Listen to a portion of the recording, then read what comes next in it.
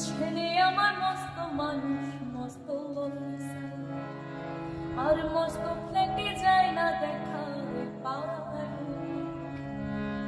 ছেলে আমার মস্ত মানুষ, মস্ত অফিসার, মস্ত ফ্ল্যাটে যায় না দেখা পাওয়ার। নানান রকম জিনিস তার আসবাব দামি দামি, সবচেয়ে কম দামি ছিলাম একমাত্র আমি।